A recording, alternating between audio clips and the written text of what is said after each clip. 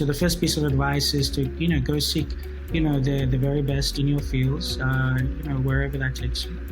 And the second is, I would say, there are many roads that lead to Rome. There's always the tried and tested path, and there's, the paths which are, less trodden.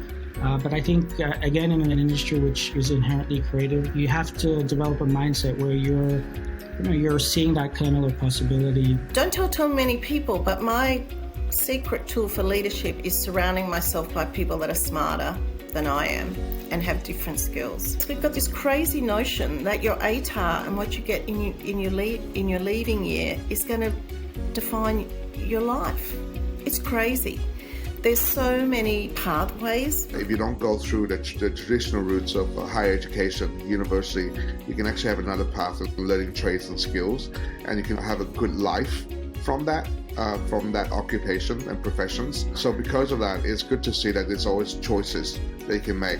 You just need to make one instead of just be able to not do anything in life, because you learn to regret it. I got my university degree at 48. I'm about to graduate with my master's at 49. Best thing about education is that it's never too late. I do think that for anyone who is trying to figure out whether or not they can take risks and whether or not pathways that haven't been obvious to them are open, it's really about finding the guiding force within you.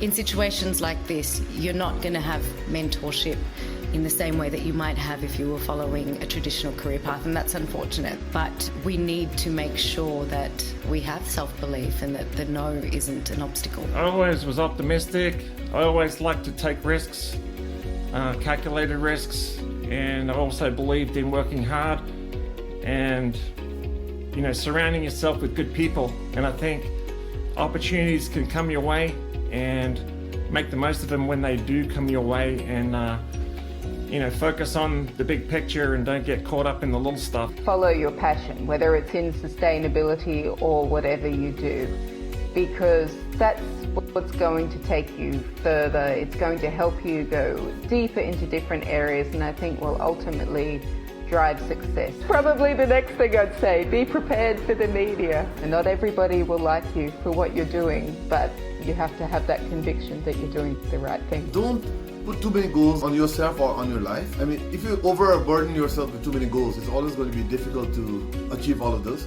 So you take one step at a time, but you must have certain idea in the back of your mind saying, well, if I'm studying biology, then this is the area, this is the general area I'll be going into. Notice I'm saying area. I'm not saying particular job, particular degree even. An area.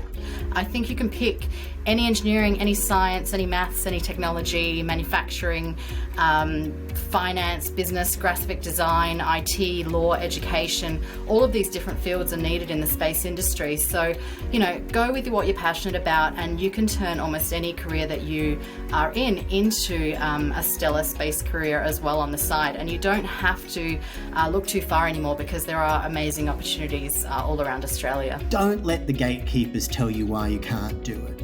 People get paid in this industry to tell you no. In show business across the board, there is always someone who is paid, whose primary job is to say no. And my advice is, don't listen to them, be persistent, remain humble throughout, but just keep at it until you get a yes. You've got to back yourself. If you think of an idea, you can't just dip your toe in the water.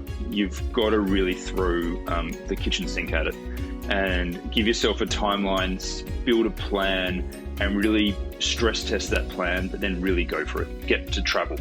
Get overseas, put yourself in different environments, challenge yourself, try new things, because that's where you really push yourself. That's where you start learning, and you can start adapting and really find out what type of personality you have. And I don't think we need to think less of ourselves as a nation of artists by acknowledging that getting experience, kind of getting the word from the horse's mouth, it's invaluable, but it's up to each individual to make the decision when is the right time for them and for how long. I would never give anyone the advice to say you must go overseas and you must do it now. unless they came to me already with a sense of frustration that they had come to a certain point in their career and they didn't seem to be able to progress further. Then maybe it's time to change the venue. If you're going to go into science, and I think this is actually true for all fields, you really have to have a passion for it. You don't necessarily go into it to make money. You go into it because you have a passion to change the world. And sometimes it's a solitary life, it's a challenging life for one's family. But if you have a passion for doing something big and an ambition to do something big, you can do it.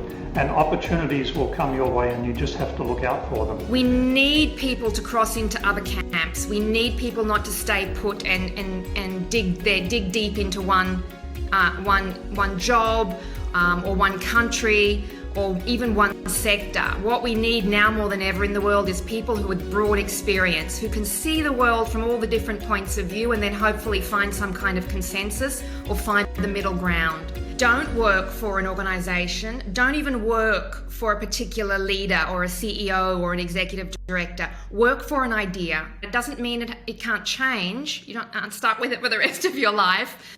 But if you choose wisely, you can't really go wrong all the time. You're in the service of that greater goal rather than any company or particular leader. Because to stay true to yourself and not be captured by any institution, I think you need to work for an idea that's bigger than you.